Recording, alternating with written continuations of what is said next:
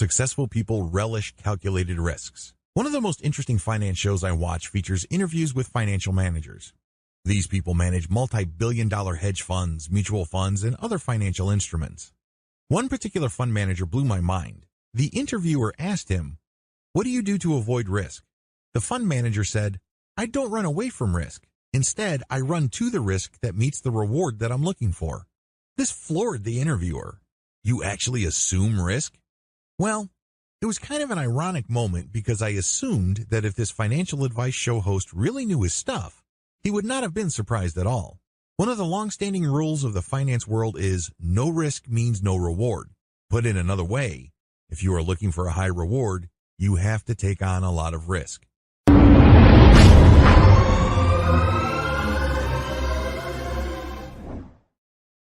Success is a habit, sure, but to pick up this habit, you have to have the right mindset. You can force things and hang on to your old mindset while adopting new habits, but these eventually wear off. Successful people do certain things consistently, and that's why they achieve a higher degree of success than most other people. But there's more to it than that. It's not just a matter of doing certain things over and over again given certain circumstances.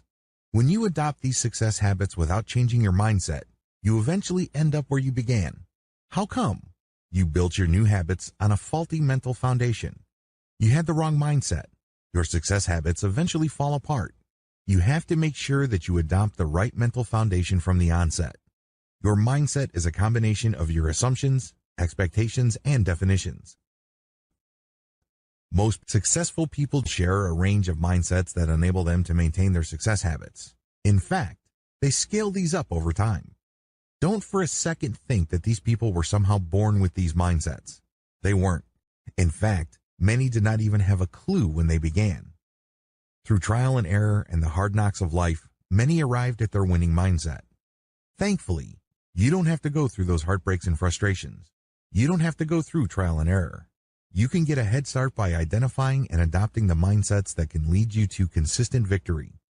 This training teaches you to reprogram yourself for success by adopting 8 key mindsets. Each of these mindsets have their own subset of beliefs. You need to go through these and incorporate them into your life for them to change your results. How does all this work? Mindset changes your beliefs. If you don't have the right mindset, you're going to have certain beliefs that are not going to help you all that much on your road to success. In fact, in many cases, certain limiting beliefs can hold you back and drag you down from the success that you could have otherwise achieved. Your mindset has to lead to the right belief. These beliefs shape your emotional response to the things that are happening around you, your priorities, your values, and your life's direction. That's how important they are. Be mindful of what you choose to believe. The good news, belief is always a choice. It may seem like people were just born believers in the right things. It may appear that some people just have the right belief system as far as success is concerned. These have to come from somewhere. They were chosen. In this training, I'm going to step you through the process of clearing your mind of toxic beliefs and helping you identify and adopt the right mindsets, which can lead you to greater personal success. These mindsets lay the foundation for the success habits you're going to have to adopt to achieve consistent victory in all areas of your life. Do a mental detox before you seek to adopt a success mindset. I know you're excited. If you're going through this training, you are looking to achieve greater success in at least one part of your life.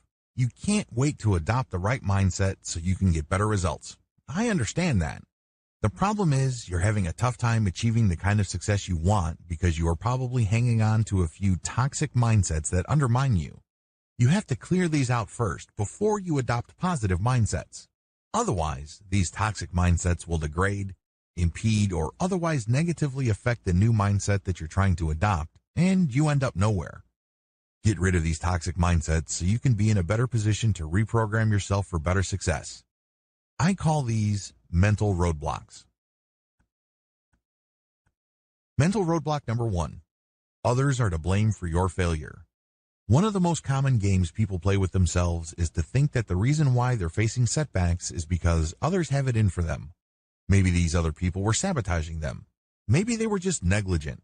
Whatever the case may be, the reason why you're failing is because of other people. This also applies to situations beyond your control. This is very comforting for many people. After all, this thinking reduces people into victims. Victims are sympathetic. People have a natural tendency to favor the underdog. Who doesn't want to be the underdog? Who doesn't want to have the natural sympathy of the crowd? The problem is that playing the victim comes at a very high price. You have to get rid of this mental roadblock because the moment you blame other people for your failure, you're giving them the power to fix your situation. If somebody or a situation is to blame, then it necessarily follows that they have to fix your situation because they caused the problem in the first place. They broke your life, so they must contain the solution to whatever it is you're suffering from. Do you see how this leaves you powerless? You can't control those people or situations. Since you can't control these people and your past, you aren't going to be handed the solution to your situation. That's just not going to happen. Everybody's got enough problems of their own. They can't be bothered with yours. This is why you have to let go of blaming others for your disappointments. Otherwise, you'll continue to fight battles of the past. You'll continue to reenact certain situations in your mind and engaging in all sorts of could have, would have, should have games with yourself. You end up feeling stuck. Sure, you want to move on. You understand that it's important, but the more you dwell on the past, moving on becomes nearly impossible. Mental roadblock number 2. Real change is impossible. This toxic mindset is not as absolute as you think. People who suffer from this mindset actually phrase it in many different ways depending on the circumstances, but it still all leads to the same disappointing result. Either you say that something is flat out impossible or things are not right. You're just waiting for the right set of circumstances, and then maybe you'll take action. At other times, you say to yourself, this is not the right time to take the opportunity. Alternatively, you convince yourself that you don't have enough resources right now. Whatever the case may be, they all lead to the same place. You do not change. You have all the justification you need to continue to do things the exact same way you've always done them. You understand that change can truly improve your life. That's not the problem. Willingness is not the issue.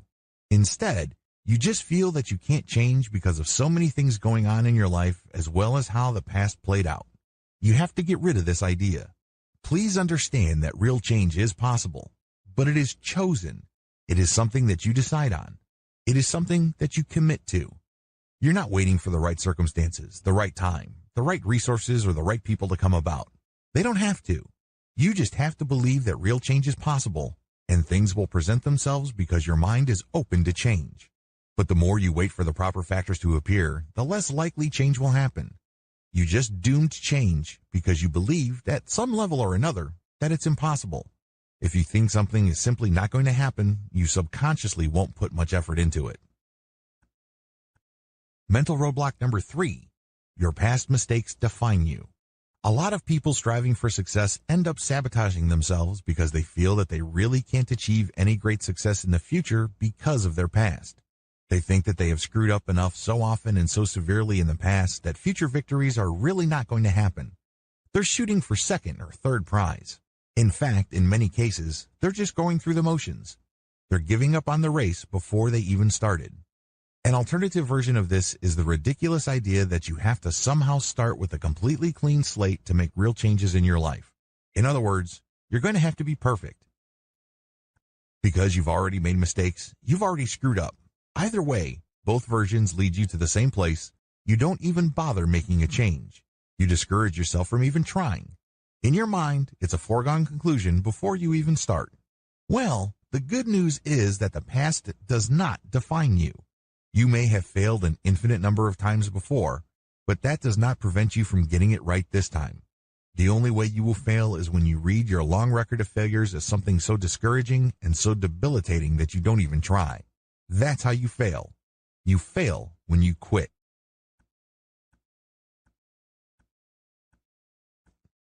Mental roadblock number 4. I can't be helped. This mindset assumes that you have to figure things out on your own. You get this idea in your head that for you to achieve success, things have to be revealed to you. You have to dig deep within. You're the only one that can fix things in your life. Well, at least this is what you believe. You feel that for whatever reason, the only person you can truly rely on is yourself. Thankfully, this isn't true. Thankfully, a lot of the challenges that you are facing, believe it or not, have been faced by other people. Maybe they handled these at a different time, at a different place, under different circumstances. Regardless, these people can help you if you asked. They can help you personally on a one-to-one or some sort of mentorship arrangement. On the other hand, they can also help you through books they may have written or video courses they recorded. You can even be helped by simply reading blog posts or articles they have written. No matter how you get the help, get it. Your situation is not unique, nor is it special. Whatever challenge you're facing, others have faced it before and overcame it. You just need to find their experience. Either you reach out to them or you read stuff that they wrote.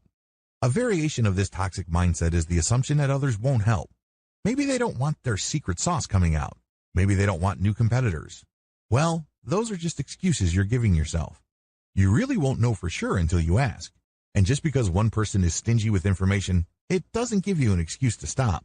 You can ask another person, and then another, and then another. Surely, not everybody will turn you down. Mental roadblock number 5. I don't deserve success. This is a very common toxic mindset. People, of course, would not admit to it, but deep down inside, they're thinking it. Maybe they have failed a lot in the past. In fact, they think that they've screwed up so badly that they really do not deserve a break. They really do not deserve success. They end up defining themselves through the prism of their frustrations. They personalize their failures and setbacks in the rawest emotional terms. For people with this mindset, failure is not just something that happens when people strive for greatness or goals. Instead, failure is some sort of cosmic punishment. It comes at the end of some sort of moral judgment, and it burns deep. It cuts to the bones and cannot be escaped. Permanent. Final. Relentless in condemnation. Talk about stifling. Talk about paralyzing.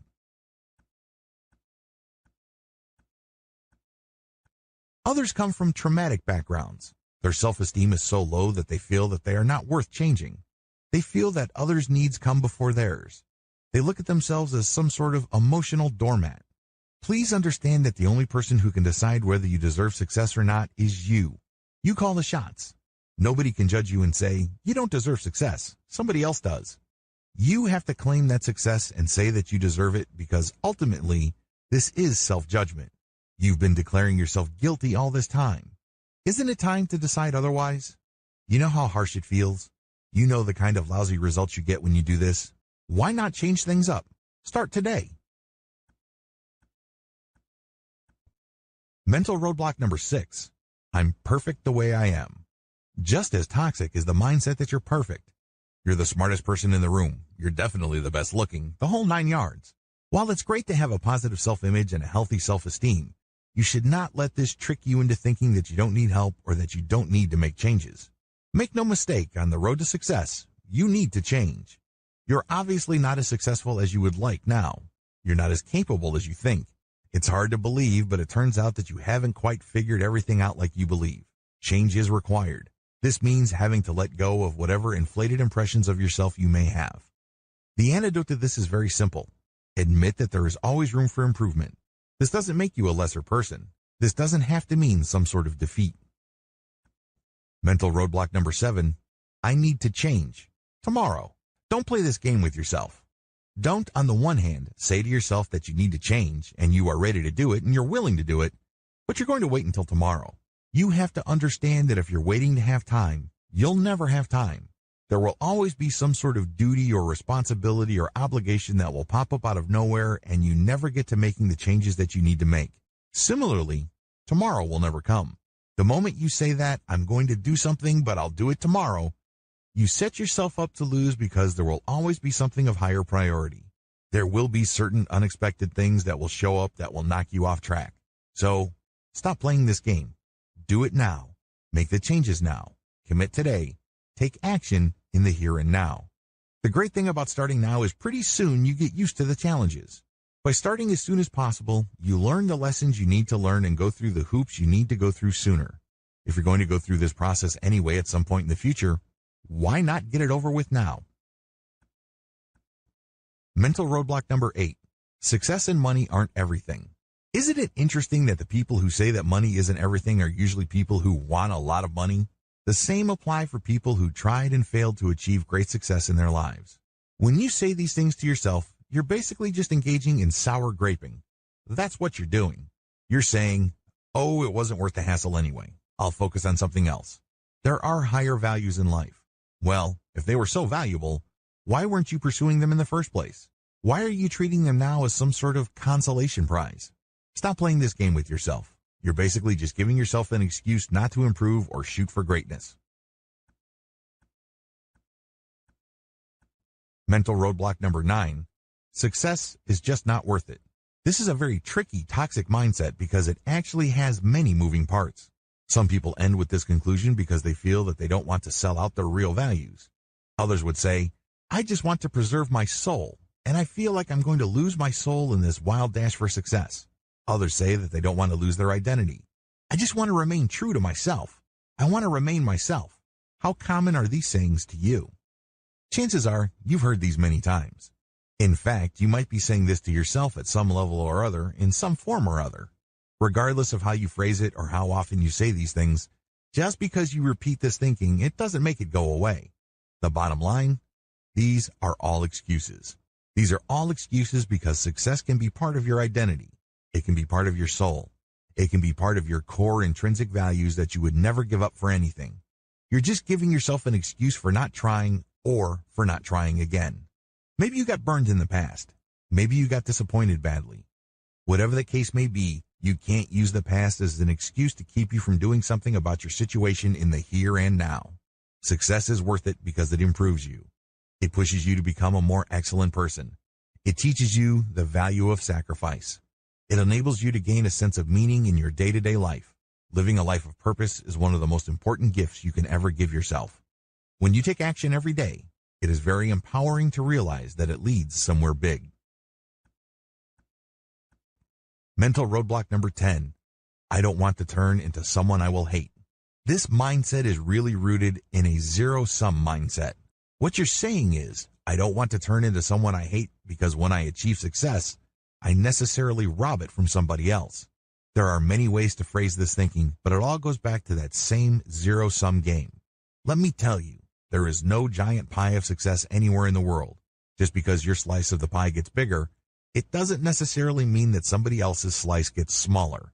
There are tremendous amounts of opportunities out there. Opportunities come and go at the blink of an eye, moment by moment.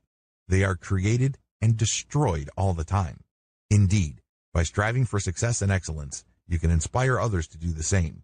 Don't think that they will just envy you. Because people who envy have a zero-sum game mindset. They envy others because they feel that the slice of the success pie that was otherwise due to them is shrinking. There's no such thing. That's nonsense. Understand that when you choose to inspire others, you spread success because they can be motivated to achieve success. This is the precise opposite of the shrinking pie analogy. If anything, you increase the size of the pie and ensure more slices for others if they want to. You do this because you inspire them. Assume that you can change. The first step you need to take is to pay attention to your assumptions. Assumptions are crucial. You may not be aware of your assumptions, but they have a tremendous impact on your life. An assumption is a belief regarding the reality of your life, your capabilities, your identity, where you are in the world, and what your rightful place is. These assumptions are choices. Seriously. You choose to interpret reality. They are not hardwired into you. They don't dictate that you have to interpret reality only in one certain way. You always have control over your assumptions. They might not be top of mind. They might not be obvious, but you can control them. Another thing you have going for you is the fact that change is the only constant in life. In fact, as you take this training, you're already changing. You're definitely getting older.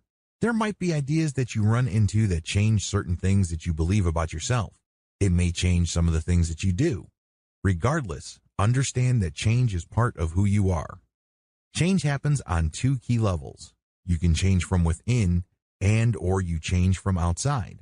You have to believe that your ability to change is the key to your mindset transformation. This is foundational. If you cannot bring yourself to this, then it's almost impossible for you to adopt the right success mindset. You're just not making it happen. This is crucial. It is not an option. It is non-negotiable. Here's an exercise to help you strengthen your belief muscles.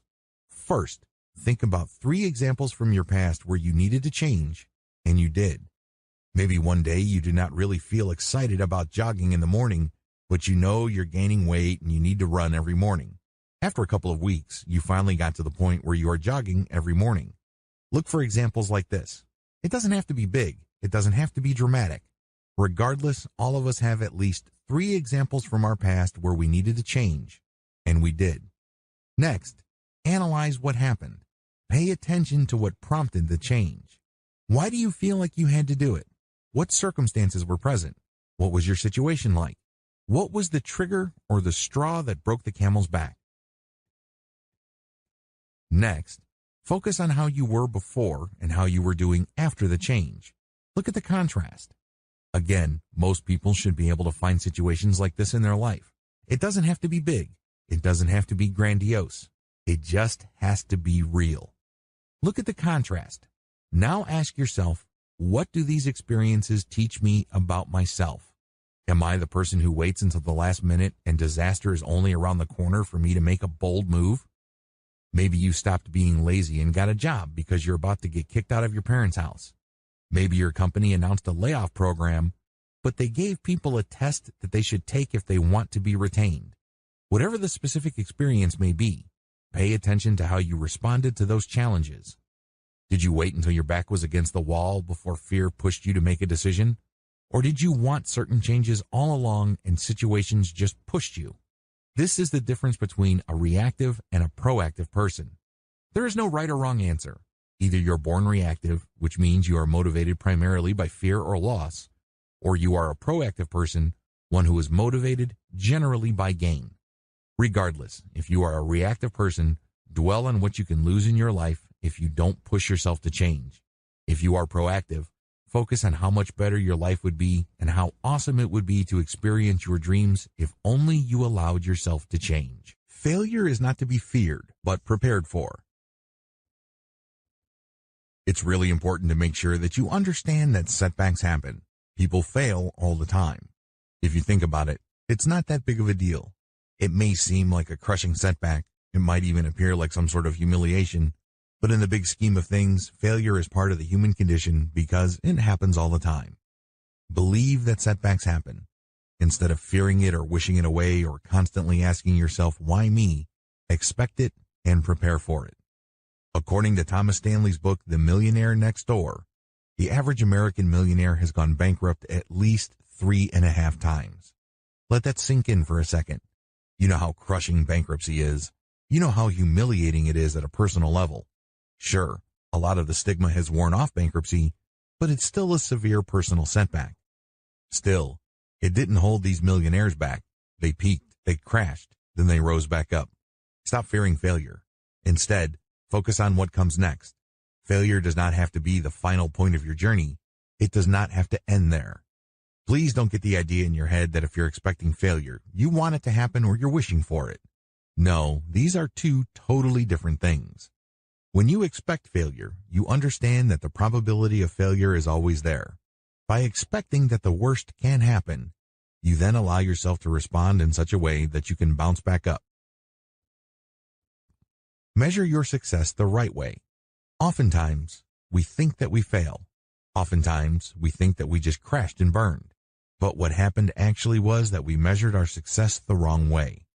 For example, if you are starting a business and you know that normally the return on capital in your industry happens after 5 years, it would be ridiculous of you to assume that you will get all your money back after 1 year.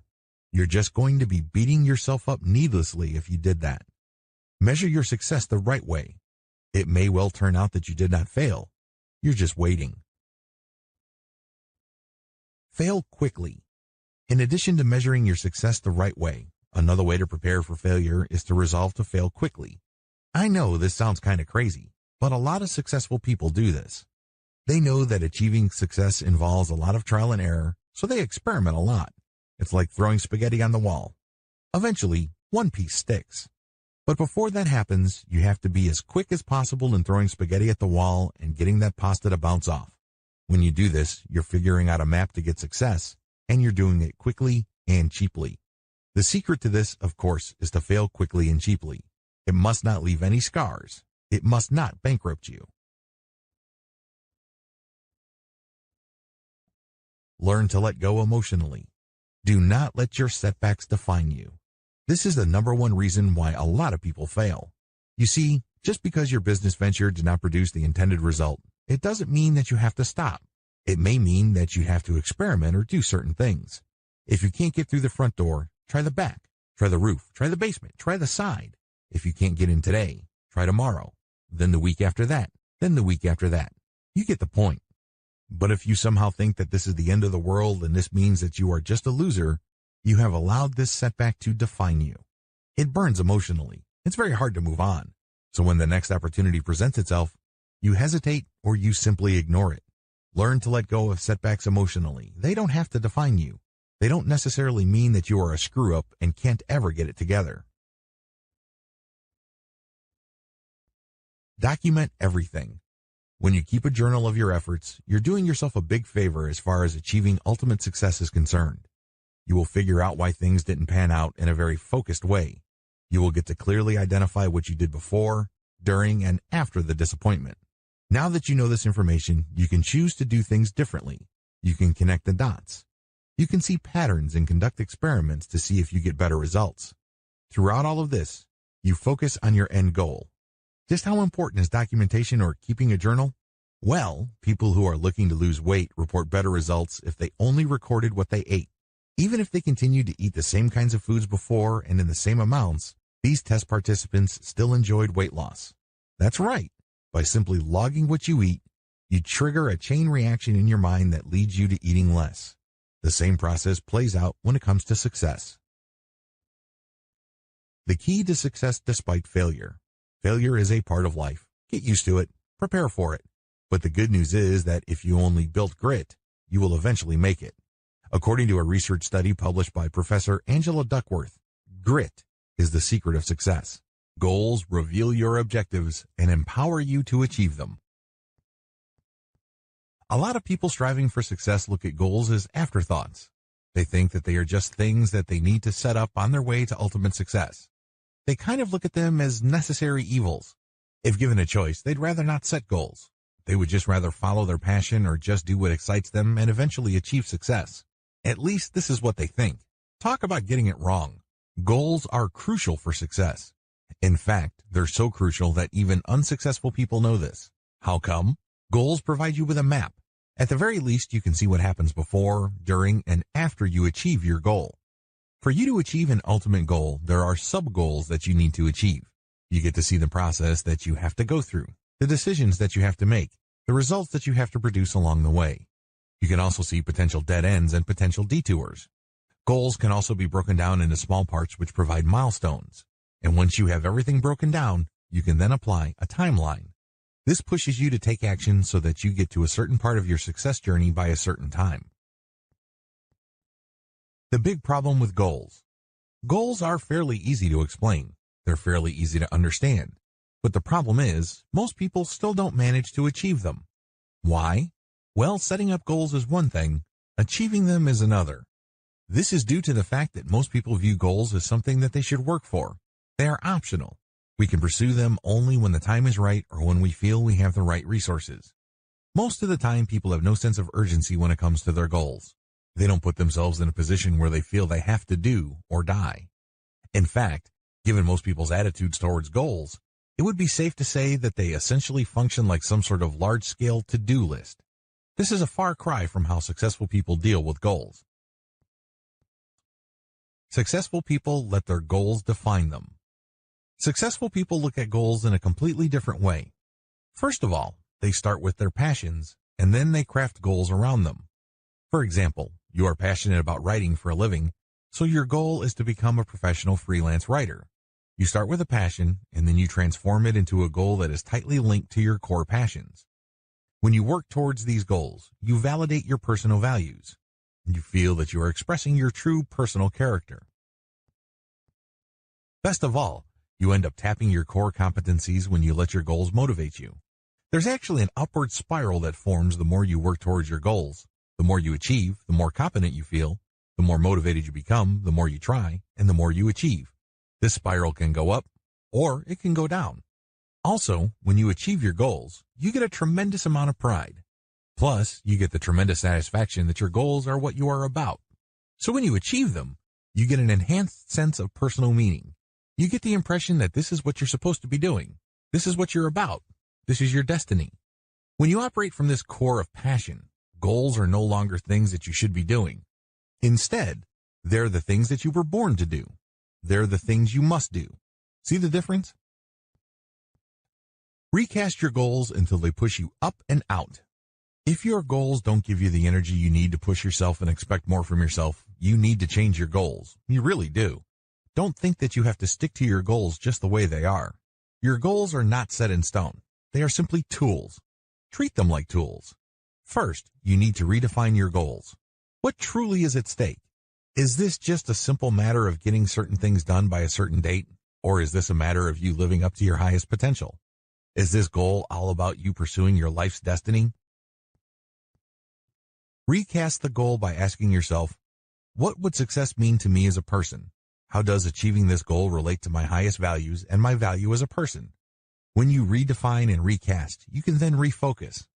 But if you look at your goal as essentially linked to the values that mean so much to you on a personal level, you can get a lot more energy. This is just not one set of things that you do on a day-to-day basis. This is what actually gives your life meaning. This is what actually gives you purpose to get up day after day.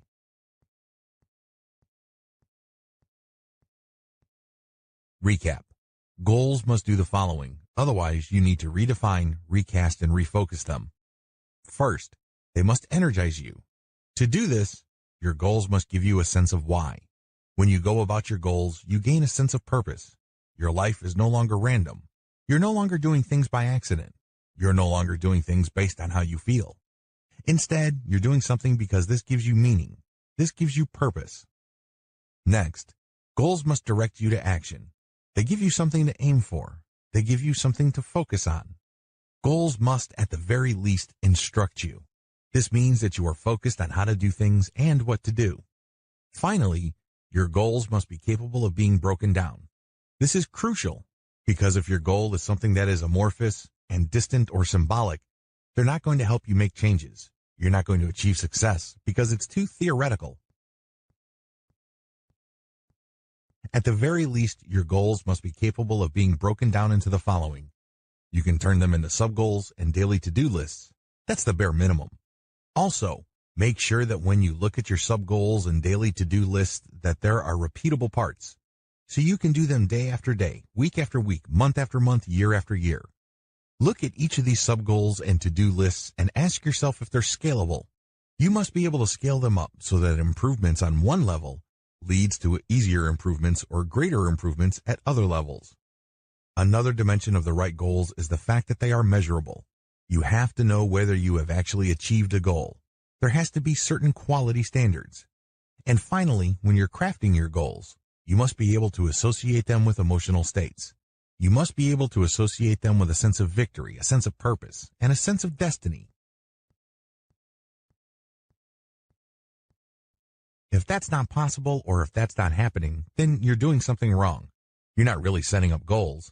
Instead, you're giving yourself a list of advisory things that you should be doing. Remember, people feel that they don't have the time, energy, or attention for things they should be doing. Instead, they focus on the things they must be doing. So your goals must be at that level. It must be one that you have to do day after day. It's as if you have no choice in the matter. The good news is that the more you achieve sub-goals, the more they become habits. Success is a habit. Actively take control. Did you know that success is an act of faith? It really is. When you believe in certain things, you take action. You don't wait around for a random chance to deliver results. You don't wait for things to feel right. You don't stick around for everything to fall in place. They almost never do. Last time I checked, most people don't plan on getting lucky. They have to have some sort of plan. For this plan to come to life and to actively change their lives, they have to take action on these plans. The key here is to believe in your goals and take control.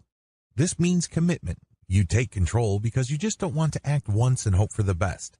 Instead, when you commit, you take control because this means you keep taking action day after day, week after week. You take action regardless of what you're feeling, regardless of whether things seem right, regardless of what other people are doing or saying. None of that other stuff matters. Instead, you commit. You take action. Ultimately, this takes faith. Real active faith takes action again and again and again. This is the kind of belief that you need because otherwise it's not going to pan out.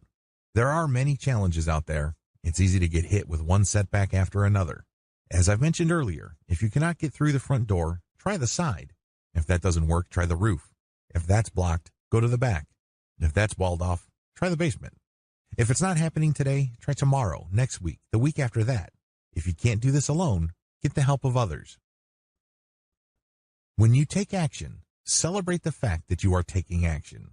One commonly overlooked fact about successful people is that most of them celebrate the fact that they're taking action. They actually take a step back and they realize what they are doing at that point in time. They allow themselves to become fully aware that they are taking action, and this is leading to a particular goal. You have to do the same, because when you do this, you realize that you're not hoping, wishing, and fantasizing. In other words, you're not doing the usual stuff that you do, which robs you of victory. I can't even begin to tell you how many people spend their days fantasizing about the kind of lives they would be living. They're hoping and wishing that somehow, some way, the best things in life will happen to them. But they don't have a plan. They don't put in the work. Still, a lot of people end up wasting a tremendous amount of time daydreaming. They know whatever they are fantasizing about won't pan out. Forget about it. Still, they keep on daydreaming. They keep on hoping and wishing for things to be better. Why do it? Well, people daydream because they get an emotional release. Regardless of how frustrating their current situation may be, when they imagine themselves at some point in the future, a future where they are free of their current problems, they get a nice emotional rush. It's very easy to get addicted to this emotional rush. Sadly, the more people daydream, the worse they make things for themselves. They aren't taking the real action they need to improve their lives. Decide after enough deliberation and stick to it. You cannot be wishy-washy and become truly successful. That's just not going to happen. Why? Well, opportunities flash into existence all the time, but they disappear just as quickly. You can't waste a tremendous amount of time analyzing what could be, what could possibly happen, and other contingencies. You have to study your options, figure out what's at stake, but you have to decide. You have to make a decision. The toxic effect of analysis paralysis. Have you ever found yourself in a situation where you're looking for more data to decide on a problem or an opportunity? You think that if you get enough information, your decision will be the right one. What you're doing is you're just giving yourself an excuse to hold off on making a call. There will never be a point where knowing everything will make all the risks disappear. Forget it. That's just not going to happen. You have to decide. Now. Similarly, you will not stumble upon that magic bullet piece of data that will clarify everything for you. There's no data that will make sure your next move will be a slam dunk. It would be great if such information existed, but there isn't. The key here is to not freak yourself out when deciding. Set a deadline, but make sure that it's not too close so that you end up intimidating yourself. On the other extreme, make sure that it's not too distant, because if you hold off on deciding by setting up a date too far in the future, you're probably going to be as unprepared when that day comes as you are now. You end up attending to all sorts of things. Pick the right date. Decision means action. When you decide, you're not just going through some sort of mental exercise. When you decide, you commit to taking action. That's the bottom line. You haven't really decided if you do not take action or take on risk. You know you've decided when you are ready to make a move and face the consequences. It also means that you're prepared to say no to things that throw you off or distract you from your new goal. In other words, making a decision means making a commitment. This is not an easy thing. When you commit, you prepare for setbacks. You know that things can and do fall apart, so you're going to go into this situation prepared for all sorts of contingencies. At the very least, you're going to come in prepared to improvise, innovate, or negotiate. Regardless of what you do, please understand that deciding or making a decision doesn't mean expecting things to be smooth sailing. That's not commitment. Making a decision also means knowing when to stop. While deciding means you're going to be taking action and you're committing to the long haul, it also means that you are committing to know when to stop. There has to be a limit to your actions if things are not panning out. This prevents you from sticking to an impossible situation that robs you of opportunity costs. Opportunity costs are real. You can't continue to do something that has an eventual payoff of $2 when you could have stopped and chose to do something else that pays $100. Understand that when you decide, this includes committing to knowing when to stop. Key points to remember. When you commit, please understand that your commitment speaks volumes about your character. What kind of person do you want to be? What kind of person do you imagine yourself to be? Understand that this image that you would like for yourself is in danger if you do not know how to commit. If you keep changing your mind or if you quit too easily, You're never going to establish this character that you would like for yourself. It's personal. People might think you're great. They might compliment you. But deep down inside, you know that you suck because you can't commit. You know there's something wrong with you because you can't go all the way. Make it personal. There has to be some sort of personal sting from within to make you stick to what you committed to. Believe that you don't know everything about your goals and must learn more. Even if you've done extensive research about your goal, please understand that you cannot know everything. There will always be a blind spot. There will always be room for improvement. Most people are able to handle this, but the problem is the older you get, the more you assume. It's very easy to think that you know everything about your goals, so you assume that you've got it figured out. You admit that you don't fully see the whole picture, but you assume that if you see enough of the pieces of the puzzle that you'll be okay. This is a problem because assumptions short-circuit and undermine learning. You're not looking at your problem set with a fully open mind. Instead, you think that if you see certain patterns, you will just use solutions that you did in the past because this is familiar enough to you. You can't do that. Assume a growth mindset. When you assume a growth mindset, you know that you begin from the initial proposition that you don't know everything. You may have done this at some level before, but you haven't done this exact project before. When you assume that there are limitations to your knowledge, you are more likely to grow. You're more likely to ask for help. You're more likely to access resources to give you the information you need to make progress. How does this work? When you operate with a growth mindset, you first focus on your core competency. We're not jacks of all trades. We all have certain core competencies. Find yours. Once you've identified these, work outward from it. Here's how I do it. I look at my goal and I break it down based on my core competency. I list down the things that I know like the back of my hand, and then everything else. These are called non-core elements. What do you do with these? You can delegate, outsource, postpone, ignore, or forget them. It all depends on how important they are, what their effects are on your ultimate goal, and how pressing they are. Regardless if they fall outside of your core competency, do not hesitate to delegate, outsource, postpone, ignore, or forget. By doing so, you increase your mastery over your project. You focus on what's important and you leave less important stuff to the hands of experienced specialists, people you work with, people you respect, or you just postpone, ignore, or forget. This leads you to become a more effective goal manager. Believe and act like there is always a way through any problem. People are overcome by problems not because they are dumb or unlucky. This is not a simple matter of IQ. Most of the time, they're just not prepared. They did not have a system coming in. It comes as no surprise that when the unexpected happens or a setback appears, they have a tough time. Now, this doesn't mean that you have to know exactly what will happen in the future. This doesn't mean that you have to look at your goal and anticipate each and every potential setback in minute detail. You don't have to do that. You don't have to go that far. Instead, you just need to employ the following system. Identify. The first thing that you need to do when you come across a problem or setback is to identify the opportunity in that situation. Oftentimes, opportunities come disguised as challenges. So ask yourself, where's the opportunity in this situation? What can I learn from this situation? How can this situation make me better? Use the fact that there's an opportunity there, regardless of how small, as motivation or inspiration to come up with a solution. If anything, it's a learning experience. It's yet another opportunity to solve a problem and come out on top instead of letting it defeat you or frustrate you. Optimize. Now that you have come up with a solution, try it out again and again. See if you can make it more efficient. Figure out ways to get faster results. Look into making it more comprehensive. Run test after test. Come up with the very best solution you can come up with for your particular situation. Dominate. Once you've optimized your solution, master the problem. Not just right here, right now, but into the future. Do you see your solution applying to different types of challenges? Do you see it leading to more solutions in the future? Whatever the case may be, crush the problem. Don't just feel relief that you dodged the bullet this time. You have to stare the challenge right in the eyes and dominate. This is not just a simple matter of coming up with a hack or a quick solution. No, you're looking to dominate the problem. Scale up. Now that you've dominated the problem by using an optimized solution, use it extensively. Try to use it as often as possible or come up with a bigger version of this solution. For example, if you've always had a tough time meeting deadlines, you can optimize the solution that helps you meet deadlines. You then dominate the situation by setting up a system where your on-time delivery always produces the very best quality. You can then apply this solution to other areas of your life, like your relationship. This means that you're never late for a date, or you never forget anniversaries or other important events. Know when to cut your losses. While learning how to identify, optimize, dominate, and scale are important, there are certain problems that are just insurmountable. If that's your situation, know when to cut your losses.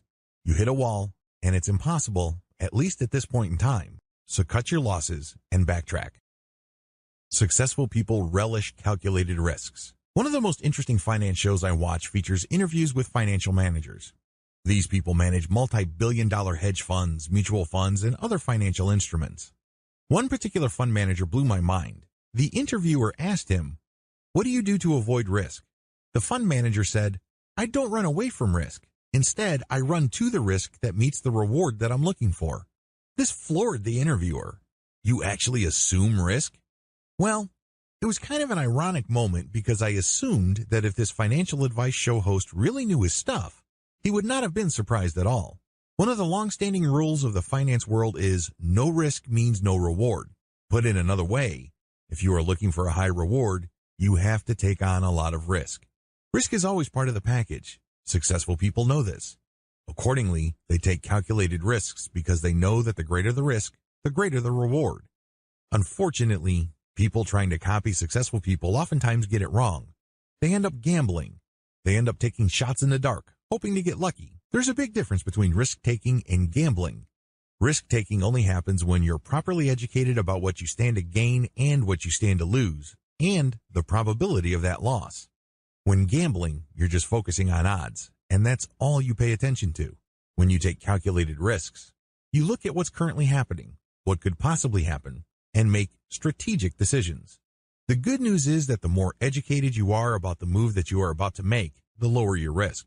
You can't entirely make it go away, but you can manage your risk. Successful people always find ways to assume more risk while managing it. They actively seek risk. They run to it. They don't run away from it. Eventually, they keep repeating this over and over to achieve impressive results, and they begin to control risk. They always have a plan B. Maybe this takes the form of insurance. Maybe they hedge their bets, buying different types of companies in different industries. Or they buy different asset classes. For example, you could be buying risky stocks, but offsetting it by buying government bonds or investing in local real estate. In the same portfolio, if they're buying stocks, they would buy blue chip, stable stocks, and balance it out with more aggressive tech stocks. Regardless, successful people relish calculated risks. Best practices when adopting a success mindset. Congratulations, you've reached the end of this training. Please note that as empowering as the information shared in this training may seem to you, it's not going to change your life or lead you to success if you don't take action. You can't just treat it like mental candy. That's not going to work. You have to carry it out. You have to implement them. You have to tweak them. You have to customize them to your set of circumstances. In other words, you have to take action. Once you've carried these out, here are some best practices that will help boost your results. Mindsets are like muscles. When you adopt these mindsets, please understand that you have to test them. You have to use them and challenge them. In other words, they're like muscles. Remember the first time you went to the gym and tried on some weights at the bench press? It probably was not a pretty sight. It probably wasn't that positive of an experience. But the more you did it, the more you got used to it. You're able to lift heavier and heavier weights. What you're doing is you're challenging your muscles. Plus, you're also getting them used to repetitive patterns. The same applies to mindsets.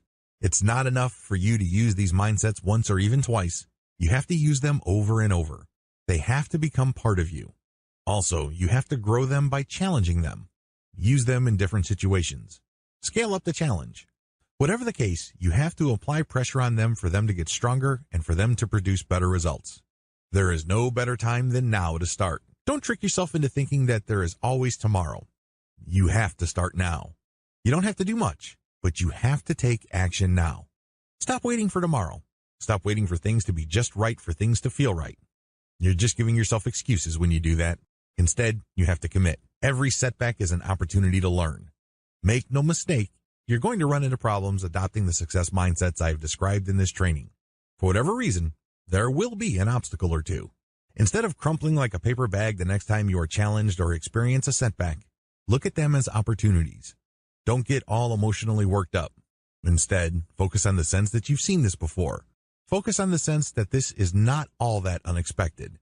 Because when you're in that emotional state or frame of mind, you're more likely to look at the setback as an opportunity to learn. What could you have done differently? What could your attitude have been? How can you anticipate this issue and prevent it from happening again? Regardless, be ready to learn. One of the best attitudes you can assume when trying to adopt these mindsets is to assume the attitude of a student. When you're a student, mistakes are not the end of the world. They're definitely not a source of humiliation or embarrassment. Instead, you often chuckle or laugh, and then you figure it out, then you try again and again, and things get smoother. If you have a system, you will not fail. Finally, you should get a system going. I've already discussed one possible way to deal with setbacks, which is to identify, optimize, dominate, and scale. Come up with your own variation. Come up with something that better fits your particular set of circumstances. Whatever the case may be, come up with a system that is truly yours. Please note that the information that I shared with you here are just starting points. That's all they are. They just lay out a basic foundation. But it's up to you to tweak, adapt, and configure them so they produce the best results in your life. That is your responsibility. That's how you take control over this whole process. This training can change your life. You have to understand that the results that you get in life flow directly from your mindset. If you change your mindset, you change your results. Everything flows from your mindset because your mindset dictates how you interpret the world. It also influences your emotional response.